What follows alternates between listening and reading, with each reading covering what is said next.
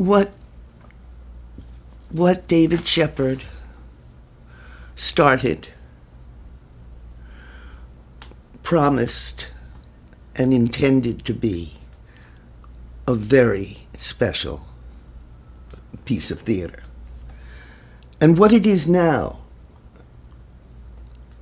is garbage. Saturday Night Live, garbage. I mean, it just turned into foolishness, mindlessness, dopiness, silliness. We didn't have that.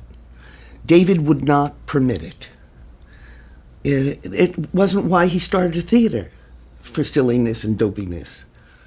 Later groups, particularly with Second City, because I didn't really see the Compass in St. Louis, and I never saw the New York Compass, but the second cities that came later seemed to shift dramatically and radically towards a joke-driven, ambitious, star-driven, and it carried over into places like Saturday Night Live. We didn't all do just funny at Compass. It became all just funny when it became Second City. It became going for the joke, I'm sorry about that. A lot of it was good and funny, but many times something else happened as a result of our work. There was a lot of talent on that stage, and nobody ever told a joke. Nobody ever cracked a joke. They were just funny and smart. Alan, I think, Arkin was, I think, the best improviser we ever had. And he would do things, for instance, one time the audience asked for a bullfighter.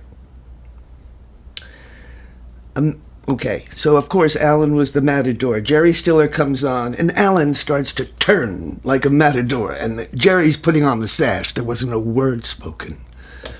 It was so magnificent and so specific and so identifiable, and no one said a word. He just got dressed. And after the class, David came up to me, told me he enjoyed the class, introduced himself, told me he was the director of something called the Compass Players in Chicago, and asked me if I would be interested in being the director of that. This was like after a 2.5-hour class, that's all. I said, what is it? I'd never heard of it. And then when he told me what it was, I didn't understand it. He said, it's a cabaret show based entirely upon improvisation. It's meant to be very social, very political, very current and up to date. I said, who writes it? He said, well, that's the whole point. Nobody writes it. We improvise it. I'd never heard of that. There weren't many New York types brought in. The whole point, especially for David, was the whole issue of being local and being community-oriented. Very important to him. And we mostly fought him every inch of the way, I have to say. And it wasn't because I was trying to be funny, it was because I was playing an action, just the same as I was doing when I would work with Elaine, when I would work with Sevy. We just created. We don't know how it worked.